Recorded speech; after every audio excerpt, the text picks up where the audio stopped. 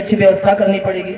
अच्छा, ये सब पूरा नहीं हो पाता तो क्रोध बढ़ता है, काम लोभ क्रोध। भगवान शंकर ने कहा मेरे पास त्रिशूल है, इन त्रिशूल से मैं एक साथ तीनों दुश्मनों का वध कर सकता हूँ। लोगों ने कहा महाराज कामदेव आया तो त्रिशूल से नहीं तीसरी आंख से मारे। भगवान ने कहा है उसमें भी तो तीन लगा हुआ है, त्रय तो शब्द का उच्चारण है, वो भी तो तीसरा नेत्र ही है।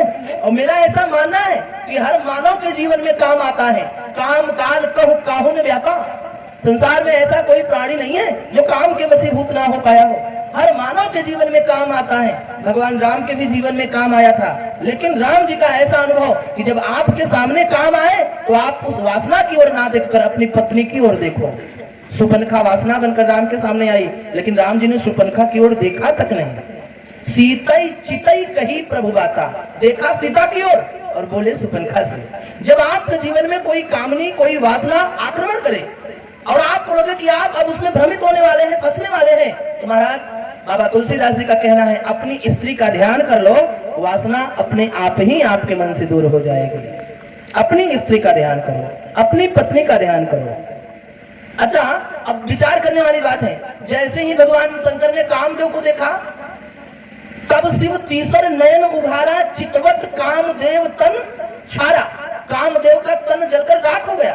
भगवान शंकर से किसी ने पूछा कि महाराज आग तो आपके मुंह से भी निकलती है, तो मुंह से आग निकालकर कामदेव को जला सकते थे। शंकर जी ने कहा ना ना।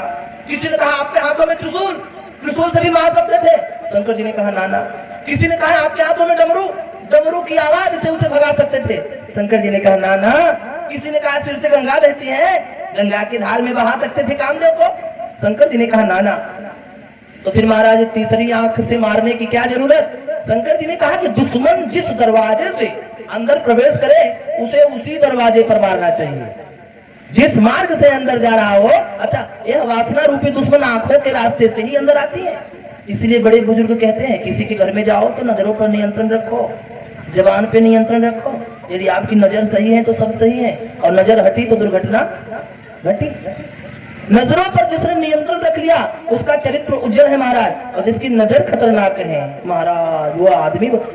अनुभवी लोग तो आंखें देखकर बता देते हैं भैया इसका चरित्र कैसा है। पहचान करने वाले अनुभवी लोग नजरों को पढ़कर बता देते हैं कि इसका चाल कैसा है, चलन कैसा है, चरित्र कैसा है। शंकर जी ने कहा कि मैं इसको आंखों से इसलिए मार रहा हूँ क्योंकि यह है वासना, और वासना यानी दुश्मन काम के ही आंखों के ही रास्ते से अंदर प्रवेश करेगी, और अंदर प्रवेश करेगी तो सब उथल पुथल मचा देगी। अच्छा एक बात और, यदि हमने यहाँ से इसको नहीं मारा और बाद में कुछ कम ज्यादा हो गया तो रोना भी इसी को पड़ेगा। ये आंखें ही रोती है और यही से प्रवेश करेगा, बाद में कुछ कम ज्यादा घटना होगी तो रोना इसी को पड़ेगा। अच्छा, आप इस बात को ऐसे समझो, एक राहगीर रास्ते में चला जा रहा और एक दिखा बाग, बाग में फल, फल देखा तो देखा किसने? देखे आंख। अच्छा, जो देखे वो गए नहीं, देखे आंख और गए पांव। अच्छा, जो गए उन्होंने तोड़ा नहीं, तो देखा आंख गए पांव और तोड़े हाथ। अच्छा, जिसने तोड़ा इसने चखा नहीं, चखा किसने? चखा रसना ने।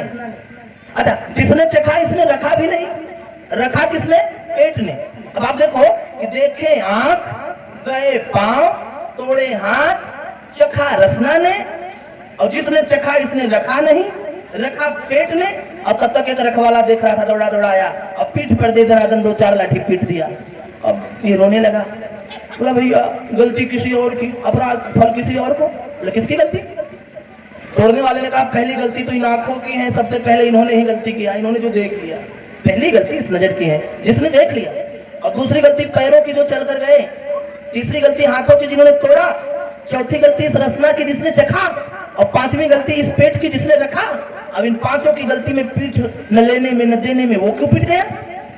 उसने कहा हाँ बात तो सही है, लेकिन एक बात बताओ, जब पीठ पर चोट लगी तो दर्द हुआ?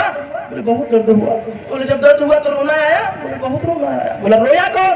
तोड़ने वाले ने कहा रोई तो आंखें। तो रखवाले ने कहा तो जिसने गलती की थी उसी को तो रोना पड़ेगा, जिसने अपराध किया उसी को तो भोगना पड़ेगा, पहले जिसने देखा पहले उसी को रोना पड़ेगा।